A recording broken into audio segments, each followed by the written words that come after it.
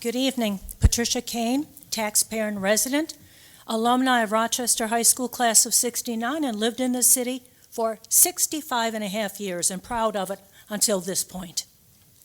I come before you tonight to tell you my experience with Rochester School Administration and the board.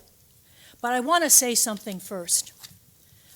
Our school's sterling reputation, our excellence in education, our awards, our accolades, and our recognition across this state are teacher-driven. They are student-driven. They are parent-driven. And they are taxpayer-driven because we work to fund this school. Okay?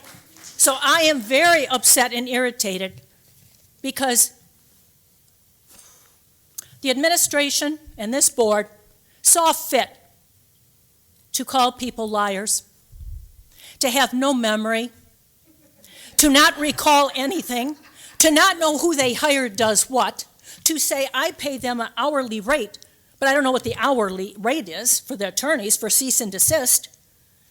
They'd lost integrity, ethics, morality, and professionalism, communication, transparency to us.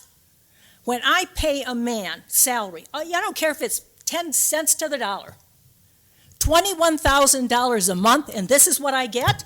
Lawsuits that are still ongoing, a letter from the UCLA that he got in 2020 that gave plenty of warning, a lawsuit just settled, and I don't think we've settled the civil one. Now, my experience with this, I have every right to file a complaint with the UCLA and ask for investigation from this. And you're at risk right now for a lot of lawsuits. And I'll tell you why. I spoke in June, last June. I asked questions about salaries. I asked about the building.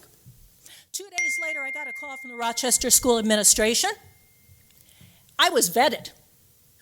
I happened to be off from the medical practice I work with. You know what I was asked? Who do you represent? What's your agenda? What's your motive? And you don't have any kids in the school, so why do you even care? It's none of your business. I stopped her.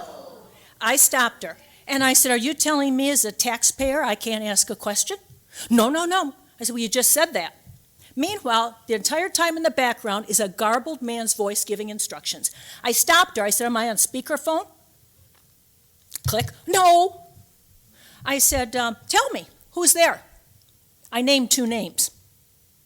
No, just somebody. I said, well, they're giving you instructions because you keep stopping, going like this, and then coming back. She knew I didn't have any children in the school system. I said, wow, you really investigated me already, didn't you? I got no answers, so she said, well, you can get a letter. We're going to have a letter, cease and desist if you don't stop misinformation. Went on and on, talking above me. She calls me on my day off from health care, and I'm going to tell you, I'm not happy when it's my day off from health care. I want that time for me. You ready for this? She kept talking over me. I said, please tell me, where was the misinformation? I asked questions. I never got an answer. I got a threat. So this threatening, this bullying, this intimidation, this silencing has come all around here for much more than just parents. It's shutting this entire community down if we dare ask you a question. So you know what? Pull up your pants and start acting like you should, because my solution, you, the board, hired those 4 people. You fire them now. You're wasting my money and this community's time. And then when you're done with firing them, because that's your right, before we call the state and ask for help, leave. Your silence of these members that said nothing. We're well past time. Okay, well, you got the drift. Thank you.